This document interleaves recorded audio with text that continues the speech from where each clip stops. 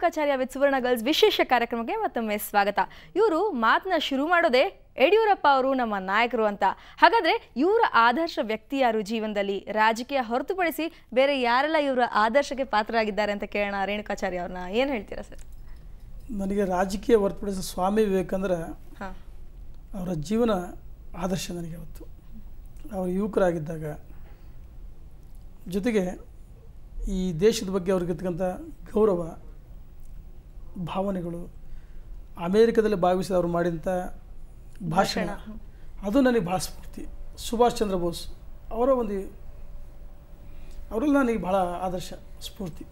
So ಅವ್ರಿಗೆ ಸಂಬಂಧಪಟ್ಟ ಪುಸ್ತಕಗಳನ್ನ ಓದ್ತಾ ಇರ್ತೀರಾ? ಯಾಕಂದರೆ ಪುಸ್ತಕಗಳನ್ನ ಓದೋದಕ್ಕೆ ಟೈಮ್ ಸಿಗಲ್ಲ ಅಂತ ಸ್ಟಡಿ ಮಾಡಿದ್ರು. ಅವರ ಸ್ವಾಮಿ ವಿವೇಕಾನಂದರು ಇವತ್ತಿಗೂ ಯುವಕರಾಗಿ ಇಲ್ಲಿ ಜನಿಸಿದರೆ, ಯುವಕರಾಗಿ ಪ್ರಸ್ತುತವಾಗಿ ಇಲ್ಲಿ ಇನ್ನೂ ಹೋದರೆ ಅನಿಸುತ್ತೆ. ಸುಭಾಷ್ ಚಂದ್ರ ಬೋಸ್ ಅವರ ಆಯುಷ್ಯ ಬಹಳ ಕಡಿಮೆ ಇದ್ದರು.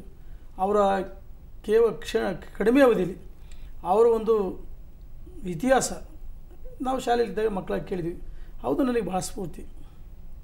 ಓಕೆ, ಈಗ ಸಾಮಾನ್ಯವಾಗಿ ರಾಜಕಾರಣಿಗಳಿಗೆ ವಿವಾದಗಳೇನು ಹೊಸ್ತಲ್ಲ, ಆದರೆ ರೇಣುಕಾಚಾರ್ಯ ಅವ್ರ ಹಿಂದೆ ಯಾವಾಗಲೂ ವಿವಾದಗಳು ಬರ್ತಾ ಇರುತ್ತೆ, ಅಥವಾ ರೇಣುಕಾಚಾರ್ಯ ಅವರೇ ವಿವಾದಗಳ ಹಿಂದೆ ಹೋಗ್ತಾ ಇರ್ತಾರೆ, ಹೇಗೆ? ನಾನು ಯಾವತ್ತೂ ವಿವಾದಗಳಿಂದ ಹೋಗ್ತಕ್ಕಂಥ ವ್ಯಕ್ತಿ ಅಲ್ಲ. ಕೆಲವೊಂದು ಸಂದರ್ಭದಲ್ಲಿ ವಿವಾದಗಳು ನನಗೆ ಆಕಸ್ಮಿಕವಾಗಿ ಬಂದ್ಬಿಡ್ತು.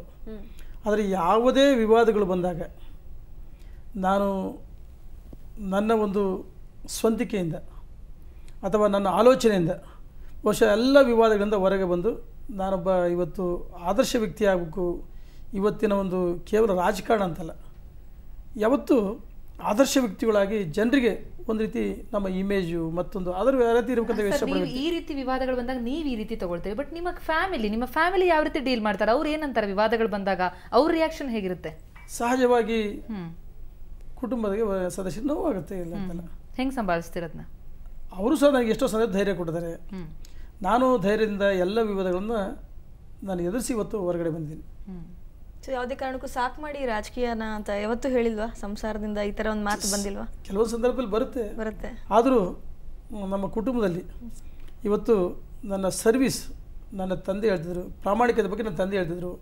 ತಾಯಿ ಅವರು ಈ ಬಂದಂಥ ಅತಿಥಿಗಳ ಸತ್ಕಾರ ಇವತ್ತು ನನ್ನ ಮನೆಯಲ್ಲಿ ಬೆಂಗಳೂರು ಇರ್ಬೋದು, ಹೊನ್ನಾಳಿ ಇರ್ಬೋದು, ಅತಿಥಿ ಸತ್ಕಾರ ಯಾವತ್ತೂ ನಮಗೊಂದು ಅದ್ರ ನಮ್ಮ ತಾಯಿ ಹಾಕಿಕೊಟ್ಟಂಥ ಒಂದು ಮಾರ್ಗದರ್ಶನ.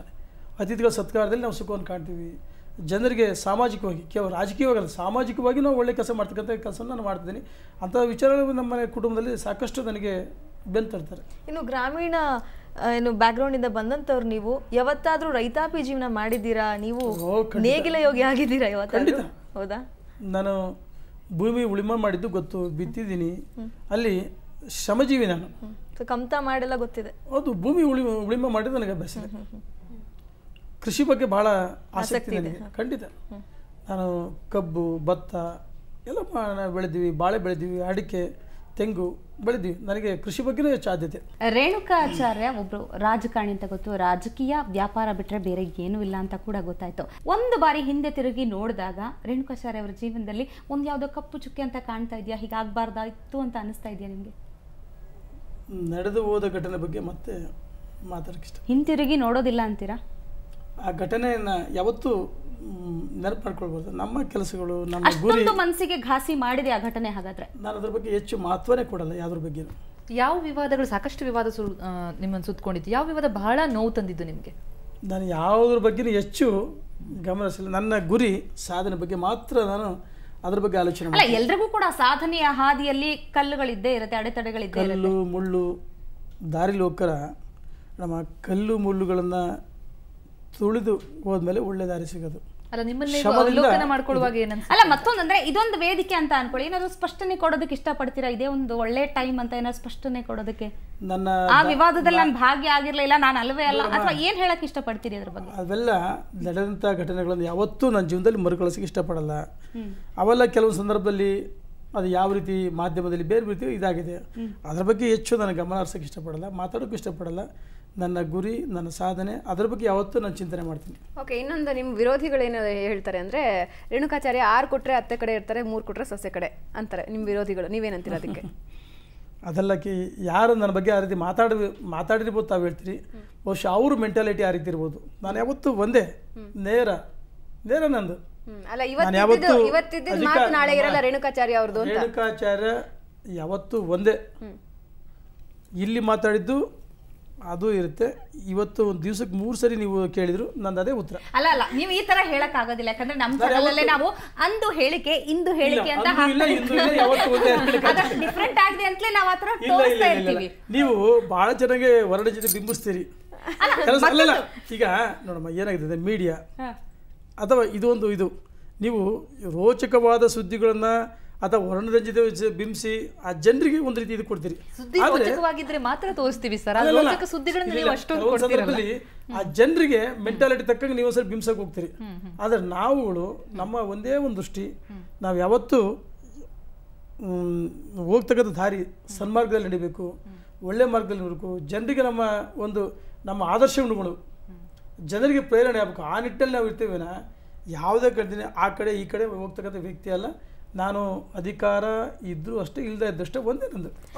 ರೇಣುಕಾಚಾರ್ಯ ಆಗ್ಲಿ ಅಥವಾ ರಾಜಕಾರಣಿಗಳ ಫೇವ್ರೇಟ್ ಡೈಲಾಗ್ ಇದೆ, ಮಾಧ್ಯಮಗಳು ನಮ್ಮ ಹೇಳಿಕೆಗಳನ್ನ ತಿರುಚಿವೆ ಅಂತ.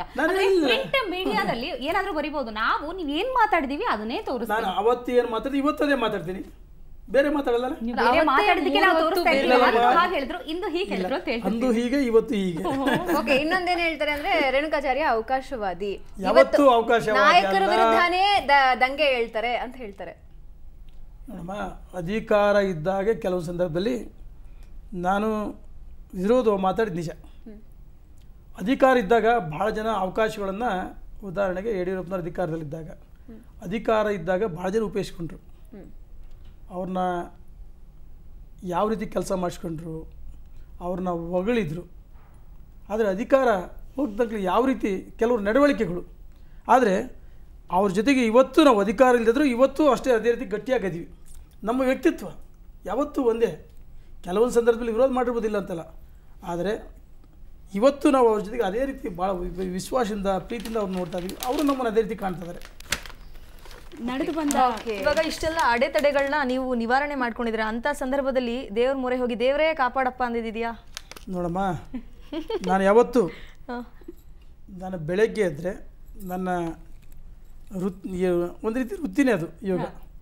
ನಾನು ರೆಡಿಯಾಗಿ ಬರೋಕರ ಭಗವಂತನಲ್ಲಿ ಹೋಗಿ ಒಂದೇ ನಿಮಿಷ ಅಷ್ಟೇ, ಭಾಳ ನೋಡಮ್ಮ, 1 ನಿಮಿಷದಲ್ಲಿ ಭಗವಂತ ನಾನು ಒಳ್ಳೆ ಕೆಲಸ ಮಾಡಿದ್ರೆ ಒಳ್ಳೇದು ಮಾಡಪ್ಪ ಅಂತ ಹೇಳಿ ಅಷ್ಟೇ. ಭಗವಂತ ನಿಮಗೆ ಒಳ್ಳೆ ಕೆಲಸನೇ ಮಾಡಿಸ್ಲಿ, ಒಳ್ಳೇದೇ ಮಾಡಲಿ ಅಂತ ಹೇಳ್ತಾ ಇದೊಂದು ಧನ್ಯವಾದ ಕೊಡ್ತಾ ಇದೀವಿ, ತಗೊಳ್ಳಿ, ಸ್ವೀಕರಿಸಿ. ಯಾವತ್ತು ಒಳ್ಳೆ ಕೆಲಸ ಮಾಡೋಕ್ಕೆ ಭಗವಂತ ಪ್ರೇರಣೆ ಕೊಡಲಿ, ಹೌದು, ಸನ್ಮಾರ್ಗದಲ್ಲಿ ಒಳ್ಳೆ ಬುದ್ಧಿ ಕೊಡಲಿ ಅಂತ ನಾವು ಯಾವತ್ತೂ ಭಗವಂತನಲ್ಲಿ ಪ್ರಯತ್ನ ಮಾಡ್ತೀವಿ. ನಿಮಗೆ ಜಾಸ್ತಿ ನೀವು ಕೈ ಮುಗಿಯುವಂಥ ದೇವ್ರು ಯಾವ? ಶಿವ, ವಿಘ್ನೇಶ್ವರ. ಹೌದಾ? ಶಿವ ನೀವು ಹೇಳಿದ್ದಿಬ್ಬರು ಇದ್ದಾರೆ ನೋಡಿ ಇಲ್ಲಿ. ಶಿವತಾಂಡವದ ಬಗ್ಗೆನೂ ಹೇಳಿದ್ರು. ಹೌದು, ಇವ್ರು ಕೊರಿಯೋಗ್ರಾಫರ್ ಮತ್ತೆ ಈಶ್ವರನೇ ಅಂತ ಆಗ್ಲೇ ಹೇಳ್ತಾ ಇದ್ರು. ನಮ್ಮ ಸಂಸ್ಕೃತಿ ಹೌದ್ರಾ? ಧನ್ಯವಾದಮ್ಮ. ಶಿವನ ಬಗ್ಗೆ, ವಿಘ್ನೇಶ್ವರನ ಬಗ್ಗೆ ಭಕ್ತಿ ಯಾವತ್ತು. ಇನ್ನಷ್ಟು ಮಾತಾಡೋಣ, ಇವರ ಒಳ ಹೊರಗೆ ಇನ್ನೇನಿದೆ ಅಂತ ತಿಳ್ಕೋಣ, ಇವರ ಸೀಕ್ರೆಟ್ಸ್ನ ಇನ್ನಷ್ಟು ರಿವೀಲ್ ಮಾಡೋಣ ಈ ಚಿಕ್ಕ ಬ್ರೇಕ್ನ ನಂತರ.